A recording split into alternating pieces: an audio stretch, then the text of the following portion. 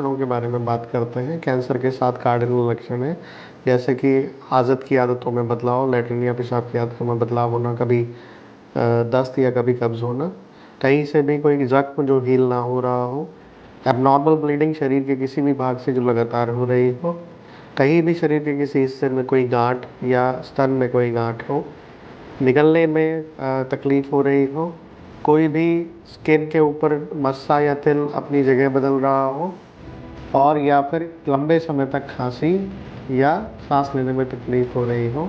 इन लक्षणों के चलते आप अगर परेशान हैं तो डॉक्टर को ज़रूर दिखाएं। तो कौन से लक्षण ऐसे हैं जो आए तो आपको विशेषज्ञ की सलाह लेनी चाहिए? पहला है लंबे समय तक बुखार आना, बुखार के साथ जांचें और इनके उपचार में अधिकतर देरी हो जाती है।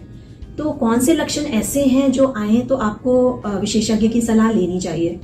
पहला है लंबे समय तक बुखार आना, बुखार के साथ जाड़ा लगना, जल्दी जल्दी कोई संक्रमण होना। दूसरा है तेजी से वजन घटना। तीसरा जो लक्षण हो सकता है वो है कहीं से भी रक्त का रिसाव होना, इसमें नाक से खून बहना या पेशाब में खून आना, मल के द्वारा खून आना, ये सब भी रक्त कैंसर के लक्षण हो सकते हैं।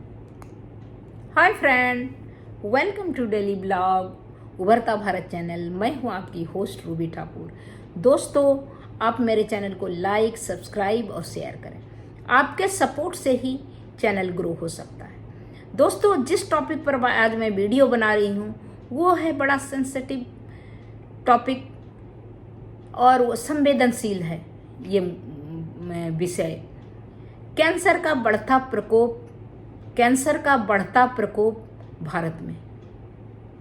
एक समय था जब कैंसर शब्द सुनते ही लोगों को लगता था ये तो दुर्लभ और दूर की बीमारी है, लेकिन आज हर गली में, हर समाज में इसकी आहट सुनाई दे रही है। क्या बदला है इन सालों में? क्यों आजकल कैंसर के केस ज़्यादा दिखते हैं? हर हॉस्पिटल में कैंसर का एक डिपार्टमेंट खुल गया है। तो आइए जानते हैं उसके पीछे की असली कहानी क्या है, क्या कारण है, मुख्य कारण क्या क्या है, कैंसर की बढ़ने की वजह क्या क्या है। पहले है बैठे रहने वाला जीवन, सैडनेस लाइफस्टाइल, व्यायाम की कमी, एक्सरसाइज का, अनियमित खान पान, जंक फूड, बनाया हुआ वो डब्बा वाला खाना, ज़्यादा शुगर, रेड मीट खाना, नींद में नहीं आना, 24 घंटा स्क्रीन देखना, इससे हार्मोन्स जो है बैलेंस बिगड़ता है और शरीर में इम्यूनिटी कमज़ोर हो जाता है, जिसके कारण ये। दूसरा बात है प्रदूषण, वायु प्रदूषण, जल प्रदूषण, मिट्टी में जहरीले रसायन, खास करके शहरों में वायु में कार्सिनोजेनिक तत्व पाए जाते हैं जो फेफड़े और ब्लड कैंसर जैसी बीमारी को बढ़ावा देता है।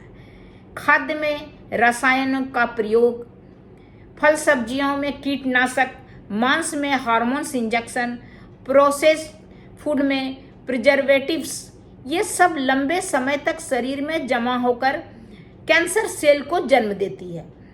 और इस तरह करके तंबाकू हुआ, बीड़ी हुआ, गुटखा से और शराब सेवन, ये कैंसर का सबसे बड़ा कारण है। खास करके गुटखा जब खाते हैं, जबकि उसमें गुटखा में लिखा भी रहता है कि ये जो है हानिकारक है स्वास्थ्य के लिए, लेकिन कोई समझता नहीं है और आए दिन ये बढ़ते जा रहा है, इसकी लत बढ़ते जा रही है। खास करके मुंह, गला, लीवर, फेफड़े सब में होने की चांस है। युवा वर्ग में भी इसका चलन बहुत बढ़ गया है। 30 से 40 की उम्र में कैंसर दिख रहा है। तनाव और मानसिक दबाव, क्रोनिक स्ट्रेस भी है। लगातार चिंता, तनाव, डिप्रेशन, ये शरीर का जो इम्यून सिस्टम है उसको कमज़ोर कर देता है, जिससे शरीर में कैंसर कोशिकाएं आसानी से बढ़ जाता है। देर से पहचान, पहले कैंसर के टेस्ट और जानकारी नहीं होती थी, अब पता चलने लगा है, इसलिए केस बढ़ते दिख रहे हैं। साथ में स्क्रीनिंग, डायग्नोसिस अब बेहतर है। पहले इसीलिए कि पहले छुपा रहता था, सामने नहीं आता था। ये भी कारण है कि पहले से अब ज़्यादा दिखता है।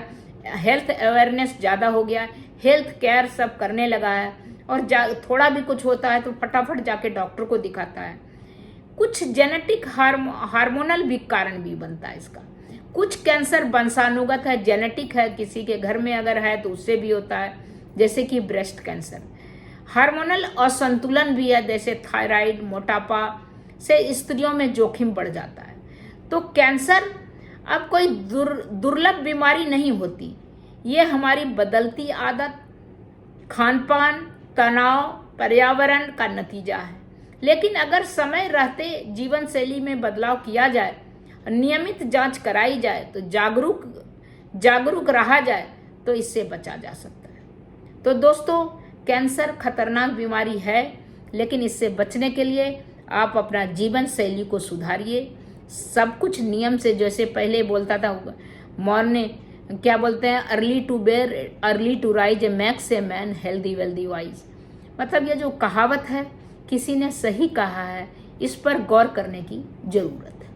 तो तब तक इतना दोस्तों, फिर मिलती हूँ अगले कुछ न्यू इंटरेस्टिंग टॉपिक के साथ। तब तक के लिए नमस्कार।